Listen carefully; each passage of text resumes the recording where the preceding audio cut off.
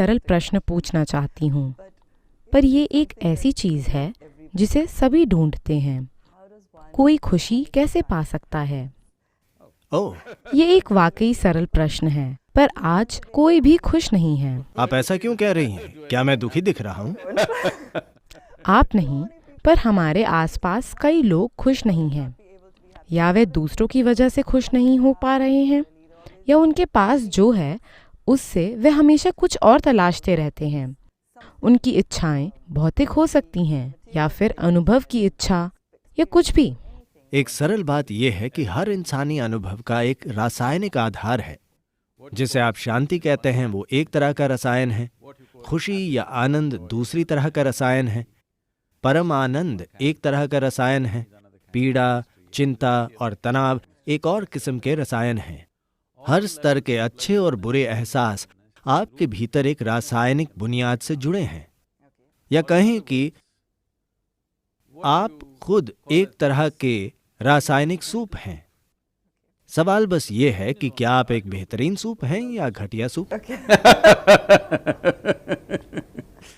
अगर मैं 10 अलग अलग लोगों को सूप बनाने की सामग्री दूं, एक ही सामग्री, 10 लोग एक जैसा सूप नहीं बनाएंगे।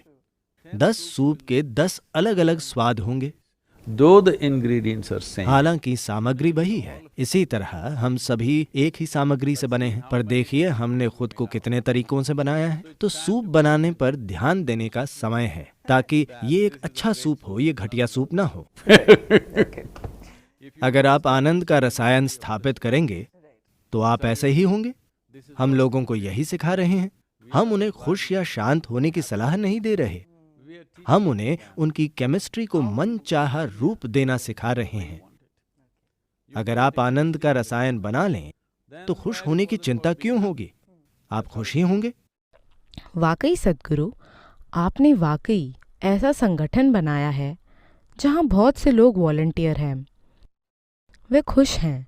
उदाहरण के लिए, एक सकारात्मक माहौल और संस्कृति है। आपने ऐसा संगठन कैसे बनाया? मेरे पास अद्भुत लोग हैं।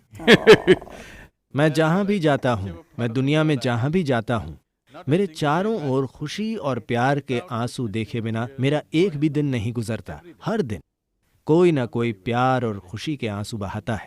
मुझे नहीं लगता कि दुनिया में जीने का इससे बेहतर कोई तरीका है। हम सभी को अपने चारों ओर आनंद और खुशी का अपना घेरा बनाने का प्रयास करना चाहिए, क्योंकि यदि आप अपने स्वभाव से खुश नहीं हैं, यदि आप हमेशा दुख के भय के साथ घूमते रहते हैं, जब तक दुख का डर आप में है, आप अपने जीवन में हमेशा अधूरे कदम उठाएंगे, हमेशा आधे कदम। अधिकांश लोगों ने खुद को अपंग बना लिया है बस दुख के डर के कारण। मेरे साथ क्या होगा? हमेशा यही सवाल। जो कुछ भी होता है मैं ऐसा ही रहूंगा। जब आपको ये विश्वास होगा, सिर्फ तभी आप जीवन के शिखरों को छूकर देखना चाहेंगे।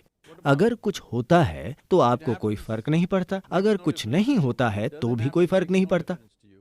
तभी आप वाकई जीवन के हर आयाम का पता लगाना चाहेंगे। तो सबसे पहली और सबसे महत्वपूर्ण बात यह है कि आपके होने का तरीका आपके आसपास की चीजों से तय न हो। अगर आप खुद में ये पहलू ले आएं तो दुख का कोई डर नहीं होगा। जब दुख का कोई डर नहीं होगा, तब आप बिना किसी हिचकिचाहट के जीवन के हर आयाम को छू पाएंगे।